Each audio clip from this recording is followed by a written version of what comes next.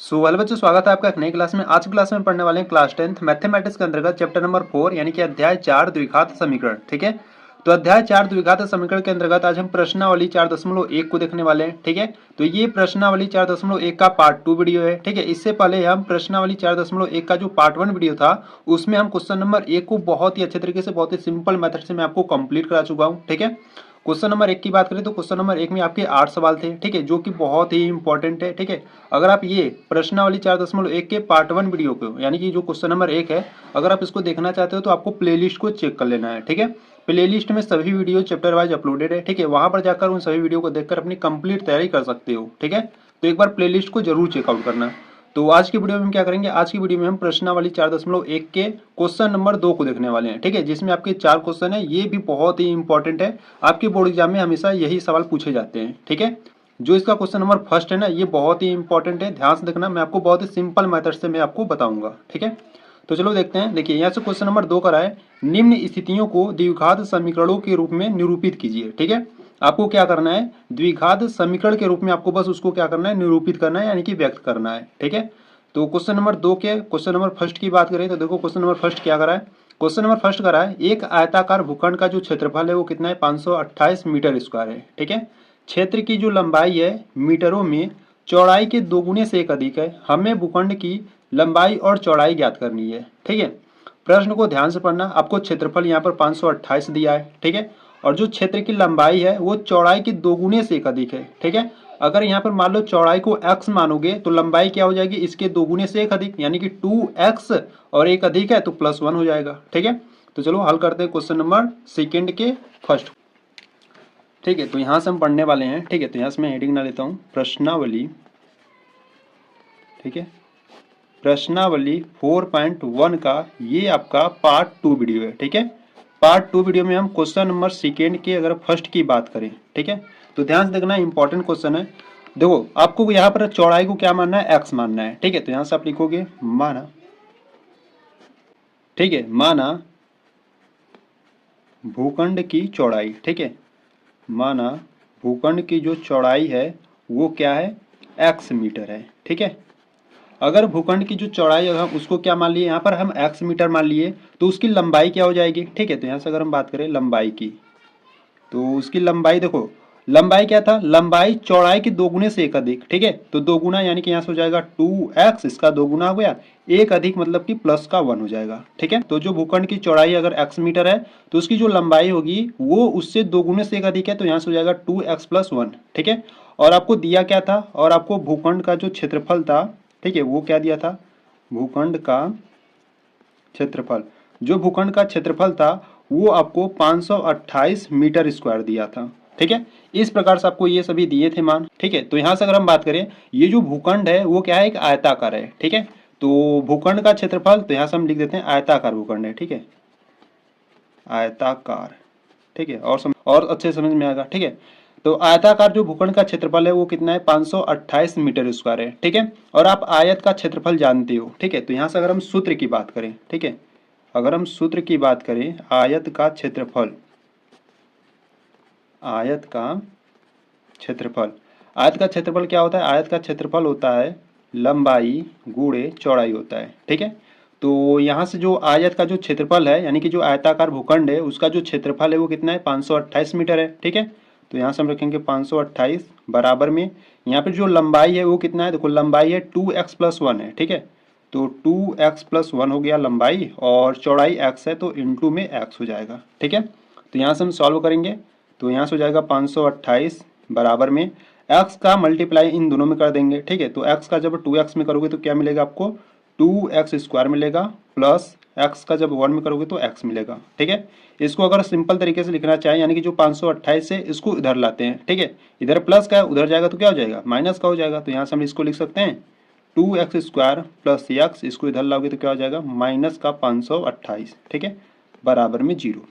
तो इसको सॉल्व करने पर आपको ये एक द्विघात समीकरण मिल गया। ठीक है, देखो इसमें जो वेरिएबल यानी कि जो चर है उसकी जो अधिकतम घात है वो क्या है, 2 है। ठीक है, और इक्वल में 0 है, यानी कि ये आपका क्या है, एक द्विघात समीकरण है। ठीक है, तो आपको यहीं तक आपको सॉल्व करना था। इसमें आपको x का मान यानी कि जो लंबाई और चौड़ाई है उसको आपको ज्ञात नहीं करना है। ठीक है, ठीक है। तो आपको प्रश्न में कहा है कि जो निम्न स्थितियां हैं उनको आपको क्या करना है, द्विघात समीकरण के रूप में निरूपित करना है। ठीक है, तो बस आपको यहीं तक सॉल्व करना था। ठीक है, तो यहाँ से जो क्वेश्चन नंबर सेकंड का फर्स्ट था वो आपका इस प्रकार से सॉल्व होगा। ठीक है, मैं आपको बहुत ही सिंपल मेथड से एक्सप्लेन किया हूँ। ठीक है, अगर आपको कोई भी डाउट है तो एक बार फिर से देखो, अच्छे तरीके से समझ में आ जाएगा। ठीक है, तो यहाँ से अगर हम क्वेश्चन नंबर सेकेंड की बात करें, ठीक है, देखो क्वेश्चन नंबर अगर हम सेकंड की बात करें तो क्वेश्चन नंबर सेकंड यहाँ से क्या करा है, देखो क्वेश्चन नंबर सेकंड करा है, दो क्रमागत धनात्मक पूर्णांकों का जो गुणनफल है वो कितना है, 306 है। हमें पूर्णांकों को ज्ञात करना है। ठीक है, यहाँ पे प्रश्न को ध्यान से पढ़ना। यहाँ पर कहा है दो क्रमागत धनात्मक पूर्णांक। ठीक है, तो क्रमागत धनात्मक पूर्णांक का क्या मतलब होता है। ठीक है, यहाँ से देखो क्रमागत को पहले समझो। अगर मान लेते हैं, ठीक है, देखो पहले यहाँ से हम बता देते हैं। ठीक है, तो यहाँ से देखो हम हल करने वाले हैं क्वेश्चन नंबर सेकेंड के सेकेंड को। ठीक है, तो यहाँ से अगर हम बात करें क्रमागत को, ठीक है, तो क्रमागत को अगर आप समझ लिए तो ये क्वेश्चन आप अपने से हल कर लोगे। ठीक है, क्रमागत का मतलब ये होता है, जैसे मान लो यहाँ पर हम कोई संख्या मान लेते हैं। ठीक है, मान लेते हैं यहाँ पर हम कुछ भी मान लेते हैं, मान लो x मान लेते हैं। ठीक है, तो क्रमागत का मतलब ये होता है कि अगर मान लो ये x है तो जो उसका दूसर का संख्या होगा वो x+1 होगा। ठीक है, इसी प्रकार से जो तीसरा का संख्या होगा वो x+2 होगा। ठीक है, और ये इसी प्रकार से जाता रहेगा। तो क्रमागत का मतलब क्या होता है, अगर कोई x है, ठीक है, अगर कोई एक संख्या x है तो दूसरा का संख्या उसमें एक जोड़ोगे, ठीक है, तो वो x+1 हो जाएगा। और तीसरा का संख्या क्या हो जाएगा, उसमें एक और जोड़ोगे तो x+2 हो जाएगा। ठीक है, तो क्रमागत का मतलब ये होता है। ठीक है, तो यहाँ से आपको प्रश्न में कहा है कि दो क्रमागत धनात्मक पूर्णांकों का जो गुणनफल है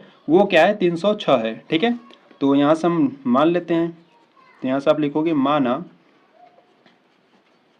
ठीक है, माना पहला पूर्णांक। ठीक है, माना जो पहला पूर्णांक है वो क्या है, x है। ठीक है, वह दूसरा पूर्णांक, और जो दूसरा का पूर्णांक होगा वो क्या होगा, वो x+1 होगा। ठीक है, क्योंकि आपको क्रमागत का है तो यहाँ से अगर हम पहला संख्या x मान लिए, यानी कि जो पहला पूर्णांक है वो x है, तो यहाँ पे जो दूसरा का पूर्णांक होगा वो x+1 होगा। ठीक है, और इनका जो गुणनफल है वो कितना है, 306 है। ठीक है, इनका गुणनफल यानी कि x मल्टीप्लाई करेंगे x+1 का, इनका जो गुणनफल है वो कितना है, 306 है। ठीक है, बस इनको आपको सॉल्व करना है। x का गुणा इन दोनों में करोगे तो क्या हो जाएगा, देखो x का गुणा x में करोगे तो x², x का गुणा 1 में करोगे तो x, और बराबर में क्या है, 306 है। ठीक है, 306 को इधर लाएंगे तो ये माइनस का हो जाएगा। ठीक है, तो x² प्लस x, ये प्लस का इधर लाओगे तो माइनस का हो जाएगा, और बराबर में 0। ठीक है, तो ये आपको एक द्विघात समीकरण मिल गया। ठीक है, देखो इसमें जो चर है उसकी अधिकतम घात 2 है। ठीक है, और बराबर में इक्वल में यानी कि जो 0 है। ठीक है, तो यहाँ से आपका एक द्विघात समीकरण मिल गया।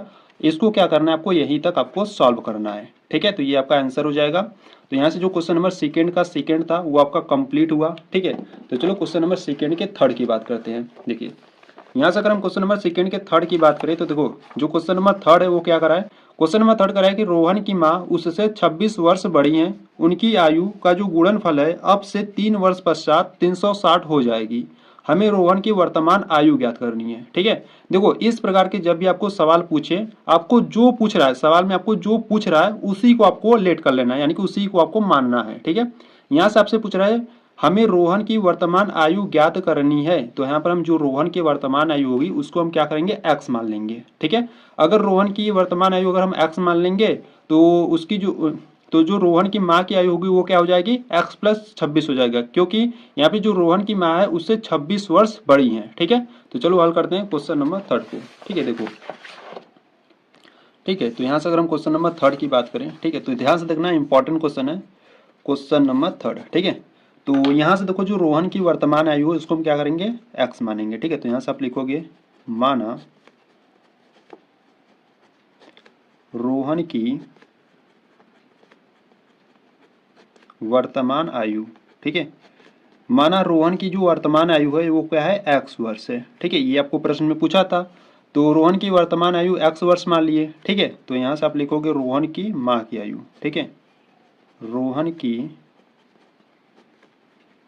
माँ की आयु, तो रोहन की माँ की आयु क्या हो जाएगा, देखो प्रश्न में आपको कहा है कि रोहन की माँ उससे 26 वर्ष बड़ी है। ठीक है, अगर रोहन की वर्तमान आयु यानी कि जो रोहन की आयु अगर वो x वर्ष है तो उसकी माँ की आयु उससे 26 वर्ष बड़ी है, यानी कि क्या करोगे, उसके जो जितने वर्ष का रोहन है उसमें क्या करोगे, उसको यानी कि 26 वर्ष बड़ी है तो 26 को क्या करोगे, जोड़ दोगे। ठीक है, तो यहाँ से रोहन की माँ की आयु निकल जाएगी। ठीक है, तो सिंपल सी बात है, अगर रोहन की वर्तमान आयु x वर्ष है तो रोहन की माँ की वर्तमान आयु कितना हो जाएगा, अगर उससे 26 वर्ष बड़ी है तो x में क्या करेंगे, 26 को जोड़ देंगे। ठीक है, तो यहाँ से रोहन की माँ की आयु निकल जाएगी। ठीक है, देखो अब आपको प्रश्न में कह रहा है कि उनकी आयु का जो गुणनफल है अब से 3 वर्ष पश्चात। ठीक है, देखो यहाँ से प्रश्न को ध्यान से पढ़ना, 3 वर्ष पश्चात का है। ठीक है, तो यहाँ से 3 वर्ष पश्चात लिखेंगे।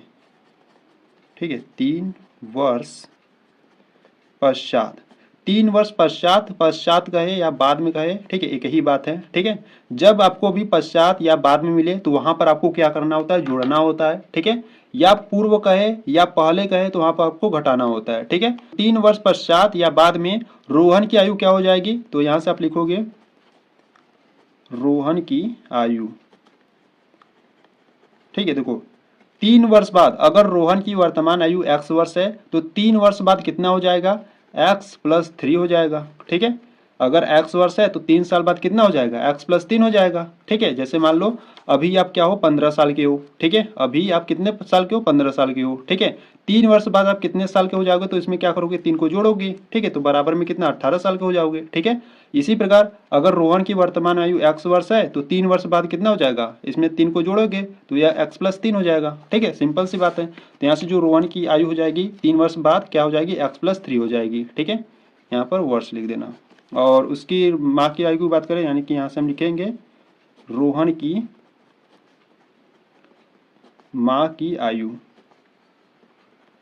तो रोहन की माँ की आयु क्या हो जाएगी, देखो तो रोहन की माँ की आयु कितना है, यहाँ पर x प्लस 26 है। ठीक है, x प्लस 26 हो जाएगा। तो 3 वर्ष बाद यानी कि इसमें भी हम क्या करेंगे, 3 को जोड़ेंगे। ठीक है, तो इनको सॉल्व करोगे तो देखो ये x हो जाएगा, 26 में 3 जोड़ोगे तो 29 हो जाएगा। ठीक है, अब प्रश्न को ध्यान से पढ़ लो, इनकी आयु का जो गुणनफल है, ठीक है, वो 3 वर्ष बाद कितना हो जाता है, 360 हो जाता है। ठीक है, 3 वर्ष पश्चात उनके आयु का जो गुणनफल है वो 360 हो जाता है। ठीक है, तो यहाँ से इनका गुणनफल करेंगे, यहाँ से आ जाएगा x प्लस 3, ये रोहन की आयु हो गया। ठीक है, और रोहन की माँ की आयु क्या है, x प्लस 29। ठीक है, इनका गुणनफल बराबर कितना हो जाएगा, 360 हो जाएगा। ठीक है, अब इसको आपको सॉल्व करना है, तो x का गुणा पहले इन दोनों में करोगे तो x का जुड़ा, जब x का गुणा x में करोगे तो x स्क्वायर। ठीक है, x का गुणा 29 में करोगे तो 29x मिलेगा। ठीक है, अब 3 का गुणा इन दोनों में कर लो तो प्लस 3 का गुणा x में करोगे तो 3x। ठीक है, प्लस 3 का गुणा 29 में कर लो। ठीक है,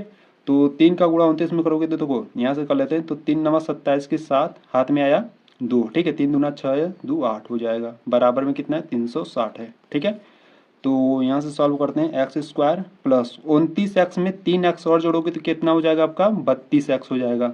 ठीक है, और यहाँ पर देखो इसको क्या करते हैं, यहाँ पर है 87, इसको इधर लाते हैं तो कितना हो जाएगा, माइनस का 360 हो जाएगा, बराबर में 0। ठीक है, तो एक्स स्क्वायर प्लस 32x, ठीक है, माइनस 360 में से 87 जाएगा तो कितना बचेगा, माइनस का 273 बचेगा, बराबर में 0। ठीक है, तो इस प्रकार से इसको आपको क्या करना था, सॉल्व करना था। ठीक है, तो यहाँ से जो आपका क्वेश्चन नंबर 3 था वो आपका कंप्लीट हो गया। ठीक है, तो यहाँ से आपको x का मान नहीं ज्ञात करना है, आपको सिर्फ क्या करना था, द्विघात समीकरण के रूप में आपको व्यक्त करना था। ठीक है, तो यहाँ पे देखो x की जो हाईएस्ट पावर है वो क्या है, 2 है। ठीक है, और इक्वल में 0 है, तो ये क्या हो गया, द्विघात समीकरण हो गया। ठीक है, तो यहाँ पर आपका जो क्वेश्चन नंबर 3 था वो आपका कंप्लीट हुआ। ठीक है, अगर आपको कुछ भी डाउट हो रहा है तो एक बार वीडियो को थोड़ा सा बैक करो, फिर से देखो, अच्छे तरीके से समझ में आ जाएगा। ठीक है, तो चलो क्वेश्चन नंबर 4 को देखते हैं, जो इस प्रश्नावली के जो क्वेश्चन नंबर 2 का एकदम अंतिम क्वेश्चन है। ठीक है, इंपॉर्टेंट क्वेश्चन है, जो आपका जो क्वेश्चन नंबर 4 है ना, बहुत ही इंपॉर्टेंट है, मैं आपको पहले से बता देता हूँ, ये जो क्वेश्चन नंबर 4 है इंपॉर्टेंट है। ठीक है,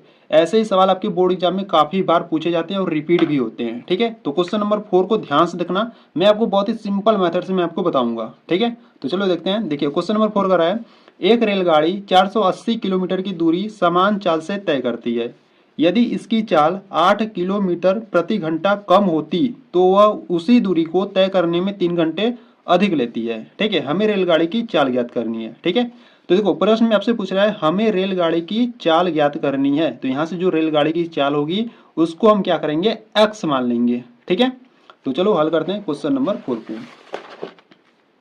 ठीक है, तो यहाँ से अगर हम क्वेश्चन नंबर 4 की बात करें, ठीक है, तो ध्यान से देखना, क्वेश्चन नंबर 4 आपके लिए बहुत ही इंपॉर्टेंट है। ठीक है, तो देखो यहाँ से जो रेलगाड़ी की चाल होगी उसको हम क्या मान लेंगे, x किलोमीटर प्रति घंटा मानेंगे। ठीक है, क्योंकि आपको प्रश्न में वही पूछा है। ठीक है, तो यहाँ से हम लिखेंगे, माना ठीक है, माना रेलगाड़ी की चाल, माना रेलगाड़ी की जो चाल है वो x किलोमीटर पर हावर यानी कि पर घंटा है। ठीक है, और प्रश्न में आपको कुल दूरी कितना दिया था, प्रश्न में आपको जो कुल दूरी था वो आपको कितना दिया था, 480 किलोमीटर दिया था। ठीक है, तो अगर हम बात करें, देखो एक रेलगाड़ी है, वो जो उसकी चाल है वो कितना है, x किलोमीटर प्रति घंटा है। ठीक है, और जो कुल दूरी है वो कितना है, 480 किलोमीटर है। ठीक है, तो प्रश्न को ध्यान से पढ़ना, एक रेलगाड़ी 480 किलोमीटर दूरी समान चाल से तय करती है। ठीक है, यदि इसकी चाल में 8 किलोमीटर प्रति घंटा कम होती तो वो उसी दूरी को तय करने में 3 घंटे क्या लेता है, अधिक लेता है। तो हमें रेलगाड़ी की चाल ज्ञात करनी है। ठीक है, तो यहां से अगर हम बात करें लिया गया समय, ठीक है, लिया गया समय, अब देखो सूत्र क्या होता है, सूत्र होता है आपका समय बराबर क्या होता है, दूरी बट्टा चाल होता है। ठीक है, ये आपका सूत्र होता है, इस सूत्र को आपको ध्यान देना है। ठीक है, समय बराबर क्या होता है, दूरी बटा चाल होता है। तो यहां से अगर हम बात करें लिया गया समय, तो दूरी कितना है, दूरी है आपका 480। ठीक है, और चाल कितना है, चाल आप क्या माने हो, रेलगाड़ी की चाल क्या माने हो, x माने हो। ठीक है, तो इस प्रकार से लिया गया समय कितना हो जाएगा, 480 बटा x हो जाएगा। ठीक है, तो यहां से अगर हम बात करें, यदि इसकी चाल, ठीक है, यदि इसकी जो चाल है वो 8 किलोमीटर पर हावर कम हो जाती है। ठीक है, कम हो जाती है। ठीक है,